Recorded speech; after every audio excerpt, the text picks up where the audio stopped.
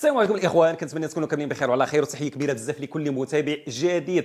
اخر الاخبار العاجله لكره القدم المغربيه. نعم، تخيل معايا المغرب ممكن يستطرد من تنظيم كاس افريقيا 2025 وكاس العالم 2030 بسبب الاحتجاجات السلميه اللي دايرها الجيل الزيد اللي في المغرب ضد الفساد في قطاع الصحه في المغرب، والمطالبه كذلك بتحقيق ابسط ظروف العيش الكريم في المغرب. تخيل معايا هذه الاحتجاجات اللي بدات في هذه يومين فقط اثرت التاثير الكبير على القرارات ديال الكره. تخيل معايا الصحافه الفرنسيه والاسبانيه والصحافه العالميه تيقول لك المغرب مهدد باش ما ينظمش كاس العالم 2030 وكاس افريقيا 2050 لان 2025. تخيل معايا الاتحاد الاوروبي واوروبا بصفه عامه راه كانت غتنظم كاس العالم ما بين اسبانيا، البرتغال وكذلك اوكرانيا، لان اوكرانيا كيف ما شفنا فيها الفوضى وفيها المشاكل سحبوا منها التنظيم وعطاوه للمغرب، لان المغرب عنده استقرار امني، استقرار سياسي، عنده المهم المغرب مستقر. لكن هذا الشيء اللي وقع راه ربما تغير الفكره ديال الفيفا والفكره ديال البلدان كذلك اللي مشاركين معها البرتغال واسبانيا باش تسحب منا التنظيم وتعطيه لشي دوله اخرى، اما دوله اوروبيه او دوله عربيه. هذا الشيء راه ما فيهش اللعب، هذا الشيء راه بصح، لان الفيفا راه خايفه على الرزق ديالها. لان اذا كانت الفوضى وكانت الاحتجاجات في كاس افريقيا وفي كاس العالم بطبيعه الحال الجمهور راه غادي ما غاديش يمشي للملعب، غيخاف على راسه. الا ما مشاش للملعب بطبيعه الحال المداخيل ديال الكره او ديال يعني المتفرجين اللي غادي يقطعوا التيكيه ما غاديش يقطعوا بزاف. والفيفا ولا الكاف تعتمدوا بزاف على الجمهور، لان الجمهور هو اللي غيدخل لهم الفلوس. يعني هنا النقطة اللي غادي تسيل الكأس كيف ما تنقولوا، اللي غادي تفيض الكأس. لان هذا الشيء اللي واقع في المغرب لا استمر، علاش لاحظتوا ان الامن دخل بواحد الطريقه اللي قمعيه، واحد الطريقه اللي قويه؟ علاش ما يتفاهمش مع المتظاهرين بشكل سلمي؟ علاش ما تخرجش الحكومه ديال اخنوش اللي ساقره وضربه الطم؟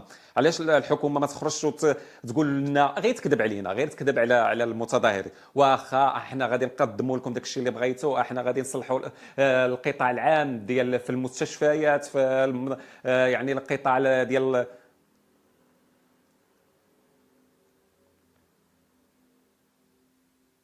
قطاع ديال التعليم، يعني اي حاجه طلبتوها احنا نحاولوا يعني نعطيوكم اللي بغي.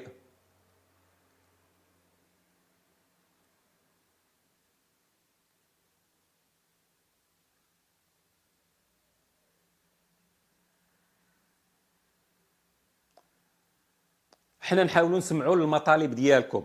هذا الشيء ما كاينش. تخيلوا معايا واخا الاحتجاجات سلميه والناس اللي خرجت مازال صغيره، يعني جيل الزيد، يعني الجيل ديال الالفينات ومسالم. هذا الجيل راه ماشي عدواني او عنده ديك الشخصيه العدوانيه، راه تربى في الانترنت، تربى في التكنولوجيا، يعني عنده واحد الشخصيه وعنده واحد العقليه مسالمه. ومع ذلك شفنا هذا العنف هذا علاش؟ ما فهمتش انايا. هذا السؤال تنطرحه انا بعدا والله ما فهمت شي جواب، ما عارفش الجواب ديال هذا السؤال. يعني هذه الحكومه هذه باغيه غير دير الفوضى، باغيه غير تزيد تشحن هاد الشباب.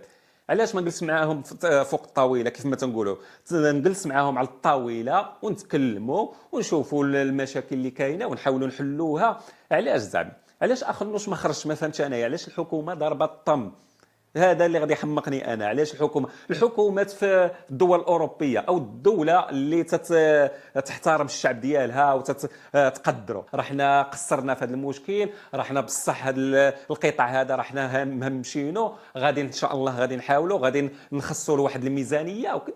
يعني علاش يعني بما ان الحكومه ما خرجتش وما تكلمتش يعني راها راضيه، يعني راها ما باغياش تصلح هذا القطاع ديال الصحه وقطاع التعليم، راه ما باغيش تصلحه، راه غادي تخليه كيف ما هو.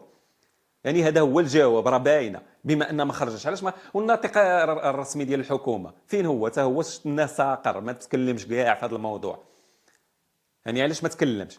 يعني بحال اللي مهمشينا، بحال اللي تيقولوا لنا نبحوا هضروا غوتوا ديروا كيف ما بغيتوا. يعني هذه الفتره دايزه، يعني احنا غادي نقمعوكم، احنا غادي نعتقلوكم، احنا المهم وفي التالي غادي تستسلموا. يعني هذه هي الفكره ديال الحكومه، يعني ما باغياش تحاور. لان صافي الميزانيه اللي باغيه اللي كانت غادي مثلا غتخصص القطاع العام في المستشفيات وكذلك في القطاع ديال التعليم، راها حولتها للقطاع ديال الرياضه. يعني راه الملايير اللي تخسرت في الرياضه، واش الرياضه اش غنديروا بها حنايا؟ الاولويات هما الاساس، هما الرياضه راه تبقى غير ثانويه. تخيلوا معايا ملعب ديال مولاي عبد الله اللي في الرباط تبنى في 12 شهر، يعني واحد المده اللي قياسيه اعجازيه.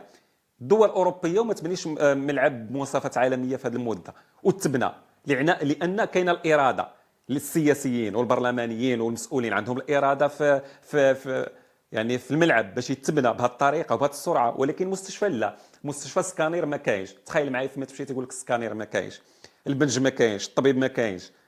يعني هاد التهميش راه كما تنقولوا مخطط له، راه بالعاني، راه تيديروا هادشي بالعاني، راه هما راه شايفين وعارفين.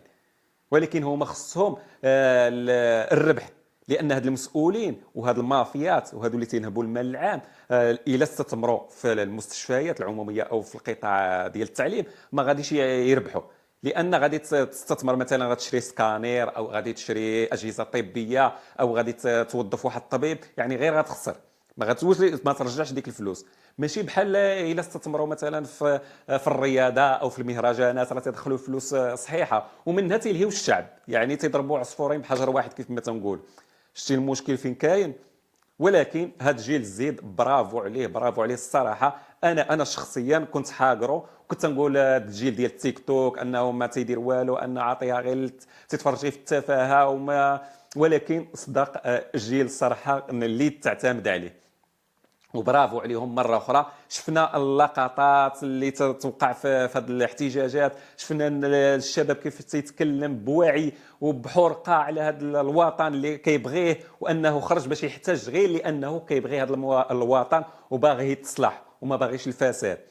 الرياضه مرحبا، كنبغيو الرياضه، كنبغيو المنتخب المغربي ديالنا، كنبغيو انه يفوز، خصوصا من بعد ما فاز المنتخب اشبال الاطلس اقل من 20 سنه في كاس العالم لمقامه تشيلي، فاز ب2-0 على اسبانيا، وما ادراك ما المنتخب الاسباني.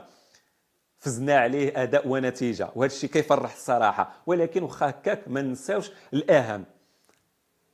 نتمنى الرساله ديالي توصل، ونتمنى المسؤولين يعطيونا واحد الاحترام شويه، ولا العقل ديالنا والمطالب ديالنا. راهم تيحترموناش كاع نهائيا. تيحس دابا هما الحكومه قالت هذا الجيل هذا راه غير البراهش كيف ما تنقولوا حنا باللغه الدارجه ديالنا، فيه غير البراهاش، انه متبع غير التفاهه، انه جابوا لنا واحد التافه اللي هو المالكي، راكم عارفين، عطاوه جائزه افضل مؤثر في المغرب لانه كيأثر في الشباب، لانه ملهي الشباب.